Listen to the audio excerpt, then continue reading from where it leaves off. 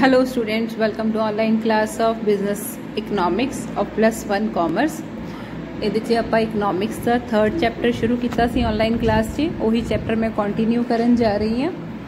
Demand schedule इस chapter 'ਚ ਆਪਾਂ ਸਟੱਡੀ ਕਰ ਰਹੇ ਹਾਂ डिमांड ਬਾਰੇ और डिमांड ਵੇਲੇ ਕੰਜ਼ਿਊਮਰ ਦਾ ਕੀ ਬਿਹੇਵੀਅਰ ਹੁੰਦਾ ਹੈ। ਜਦੋਂ ਪ੍ਰੋਡਕਟ ਮਹਿੰਗਾ ਹੋਵੇ ਤਾਂ ਕੰਜ਼ਿਊਮਰ ਉਹਦੀ ਘੱਟ ਡਿਮਾਂਡ ਕਰਦਾ ਹੈ, ਜਦੋਂ ਪ੍ਰੋਡਕਟ ਸਸਤਾ ਹੋ ਜਾਂਦਾ ਹੈ ਤਾਂ ਕੰਜ਼ਿਊਮਰ ਉਹਦੀ ਡਿਮਾਂਡ ਨੂੰ ਵਧਾ ਦਿੰਦਾ ਹੈ। मतलब जिमें जिमें प्राइस घटता है उवें उवें कंज्यूमर की डिमांड वध जाती है, तो जिमें जिमें प्राइस वधदा है कंज्यूमर की डिमांड घट जाती है। तो डिमांड शेड्यूल की होंदा है? डिमांड शेड्यूल का मतलब होंदा है असीं टेबल राही शो करांगे कि डिमांड किवें चेंज हुंदी है। सब तो पहला आपां इंडिविजुअल डिमांड शो करांगे। इंडिविजुअल डिमांड मतलब जिहड़ा एक कंज्यूमर बाय करदा है एट ऑल पॉसिबल प्राइसिस, अलग अलग प्राइसिस ते एक कंज्यूमर की कितनी डिमांड आती है, that is called individual demand schedule. और अलग अलग प्राइस ते सारे कंज्यूमर से मिला के कितनी डिमांड आती है, that is called market demand schedule.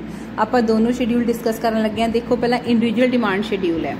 Individual demand schedule कह रहे हैं जो प्राइस 2 सीगा तो साडी डिमांड 4 सीगी, प्राइस 2 तो 4 हो गया मतलब वध गया तो डिमांड 4 तो 3 ते पहुंच गई। जिमें जिमें प्राइस वधेगा स्टूडेंट्स देखना अपनी डिमांड घटी जाएगी। ये general psychology of every consumer है कि प्राइस वधते असीं डिमांड घट करते हैं और प्राइस घटते असीं डिमांड ज़्यादा करते हैं। प्राइस जो 4 तो 6 पहुँच गया तो साडी डिमांड 3 तो 2 होर घट गई। प्राइस 6 तो होर वध गया 8 ते पहुँच गया तो असीं अपनी डिमांड होर घटाती 2 तो 1 ते ले आए। That is called individual demand schedule, मतलब कल्ले कंज्यूमर की डिमांड का टेबल। हुण आपां करांगे discuss market demand schedule. Market demand schedule से असी एक्स की डिमांड कितनी है और वाई की डिमांड कितनी है वो शो करांगे। फिर उन्होंने दोनों जो प्लस कर देंगे तो वह बन जाएगा मार्केट डिमांड शेड्यूल। सो देखो स्टूडेंट्स पहला प्राइस 2 सीगा तो एक्स की डिमांड सी 4 और वाई की डिमांड सी 5। फिर प्राइस वध गया, हुण प्राइस 2 तो 4 ते जा रहा तो डिमांड घटेगी। एक्स ने डिमांड 4 तो 3 करती, वाई ने 5 तो 4 करती, तो उस टाइम ते मार्केट डिमांड कितनी बनेगी? आप इन्हां दोनों प्लस कर देंगे। 4 प्राइस ते मार्केट डिमांड हैगी 3 + 4 = 7। इसी तरह आप ये सारे टेबल नूं कंप्लीट कर लेंगे। प्राइस 4 तो 6 पहुँचेगा तो डिमांड होर घट जाएगी। एक्स की 3 तो 2 ते आ गई और वाई की 4 तो 3 ते आ गई, तो मार्केट डिमांड बन गई 2 + 3 = 5। फिर अगे प्राइस 6 तो 8 हो गया तो एक्स ने डिमांड अपनी 2 तो 1 करती, वाई ने 3 तो 2 करती और टोटल मार्केट डिमांड बन गई 1 + 2 = 3। Next is demand curve. हुण ओही चीज़ां नूं असीं डायग्रामैटिकली प्रेजेंट करेंगे स्टूडेंट्स तो वह बन जाएगा डिमांड कर्व। कर्व का मतलब होंदा है डायग्राम बना के शो करना। क्वांटिटी हमेशा आप एक्स एक्सिस ते लैने और प्राइस वो आप वाई एक्सिस ते लवांगे। हुण देखो आप ये शो करना जो प्राइस 2 सीगा पहला इंडिविजुअल डिमांड कर्व बनाया उन्होंने, वो एको कर्व बनेगा। मार्केट डिमांड कर्व से पहला एक्स का कर्व बनेगा, फिर वाई का, फिर उस तो बाद मार्केट डिमांड का कर्व बनेगा। ठीक है, वो कर्व बनाने लिए आप सिंपल जिहा टॉपिक है, कुछ टफ नहीं है। देखो पहला प्राइस 2 सीगा तो साडी डिमांड 4 सीगी, मैं इंडिविजुअल वाला करवा रही हूँ स्टूडेंट्स। फिर प्राइस 4 हो गया तो साडी डिमांड 3 ते आ गई, प्राइस 6 हो गया तो डिमांड 2 ते आ गई और प्राइस 8 हो गया तो डिमांड 1 ते आ गई। इस तरह डॉट्स लगा के आप डी डिमांड कर्व जड़ा है वो लाइन ड्रॉ कर देंगे। फिर सेम ही वे है मार्केट डिमांड कर्व बनाने का। पहला एक्स की डिमांड का कर्व बना लो, जो आप टेबल से हुणे वैल्यूज डिस्कस की उन्होंने ही वैल्यूज के बेसिस से डायग्राम्स बनाने ने। उसके बाद वाई की डिमांड का कर्व बना लो, दैन जी आप मार्केट डिमांड शो की है टेबल के शेड्यूल के बेसिस से मार्केट डिमांड का कर्व बना लो। ठीक है स्टूडेंट्स, हुण आप डिस्कस करांगे लॉ ऑफ डिमांड। देखो नैक्सट आ गया law of demand. Law of demand कहता कि बाकी चीज़ां सेम रहनगियां, सिर्फ कंज्यूमर की डिमांड चेंज होएगी प्राइस दे चेंज होने करके।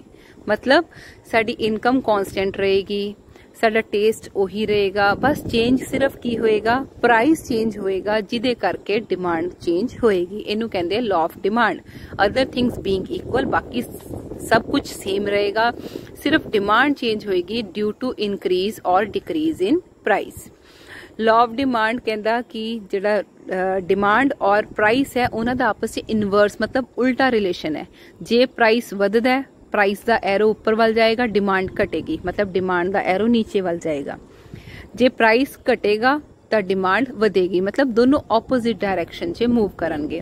हुण इस लॉ नूं उन्हां ने एक्सप्लेन किया होया है। एक्सप्लेनेशन च फिर यही दिता होया कि जिवें जिवें प्राइस घट रहा उवें उवें साडी डिमांड वध रही है।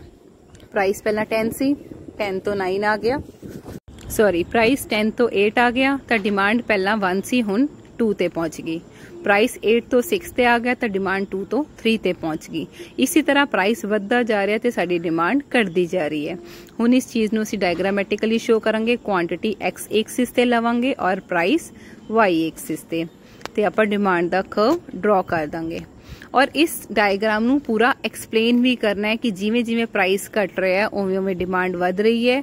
और डी जिहड़ा डिमांड कर्व है, स्टूडेंट्स एक चीज़ होर देख लो, डिमांड कर्व की पोजीशन की हुंदी है, डिमांड कर्व स्लोप्स डाउनवर्ड मतलब देखो डिमांड वाला कर्व नीचे नूं आ रहा है फ्रॉम लेफ्ट टू राइट।